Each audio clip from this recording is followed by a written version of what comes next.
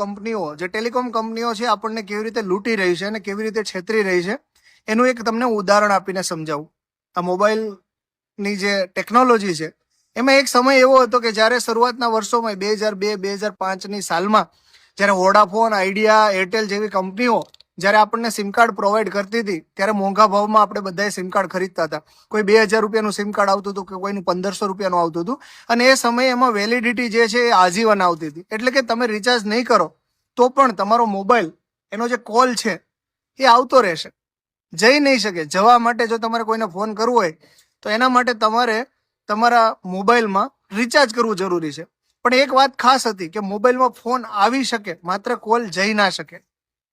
એટલે કે આજીવન વેલિડિટી આપવામાં આવતી હતી. જે મિત્રો જૂના છે, વર્ષો પહેલા 2002-2005માં જે લોકો મોબાઈલ વાપરતા એ બધાને ખબર હશે કે એ સમય એક અલગ હતો ને એ સમયમાં ત્યારે મોબાઈલ ઇનકમિંગ ફ્રી હતું આજીવન.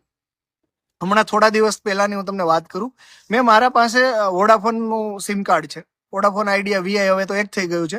મેં વોડાફોનના મોબાઈલમાં પોર્ટ કર્યું કેમ કે મને મોંઘું પડતું હતું, એટલે મેં પોર્ટ કરી અને પછી વોડાફોનમાંથી હું જીઓમાં ગયો. મારું રિચાર્જ પૂરું થવાનું એક દિવસ બાકી હતું. આજે રાત્રે મારું રિચાર્જ પૂરું થઈ ગયું વોડાફોનમાં. 1 વર્ષ માટેનું મેં રિચાર્જ કરેલું. હવે 1 વર્ષ પૂરું થઈ ગયું હતું એટલે મેં ફટાફટ 2 દિવસ બાકી હતા એ પહેલા મેં પોર્ટનો મેસેજ નાખી દીધો અને મને એ નંબર મળી ગયો જે મારે જીઓમાં જવા માટે આપવો પડે.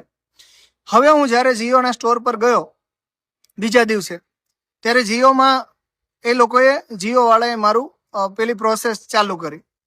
હવે સવાલ હવે ઊભો થયો, જીઓ વાળાએ મને એવું કીધું તમારા મોબાઈલમાં એક ઓટીપી આવ્યો છે, મને આપો. પણ મારા મોબાઈલમાં ઓટીપી આવે જ નહીં. તો ખબર પડી કે વોડાફોન વાળાએ મારા મોબાઈલના મેસેજ પણ બંધ કરી દીધા. એક દિવસમાં મેસેજ બંધ કરી દીધા. મારા મોબાઈલમાં મેસેજ પણ ના આવી શકે, ટેક્સ્ટ મેસેજ પણ ના આવી શકે. કેમ કે મારું રિચાર્જ પૂરું થઈ ગયું હતું. એક સમયે જ્યારે તમે આજીવન વેલિડિટી આપતા હતા એની જગ્યાએ તમે એક દિવસ પણ નથી આપી રહ્યા. એટલે લૂંટ જ છે, એક પ્રકારની લૂંટ ચલાવવામાં આવી રહી છે. તો પછી મેં વોડાફોનમાં ફોન કર્યો બીજા મોબાઈલથી, મારા એક ઘરનો મોબાઈલ છે એમાંથી મેં ફોન કરીને એને જાણ કરી કે આવું આવું મારી સાથે થયું છે, તો શું કરવું. તો મને કે તમે રિચાર્જ કરી નાખો. પણ મેં કીધું મારે એક જ ટેક્સ્ટ મેસેજ ઉતારવો છે.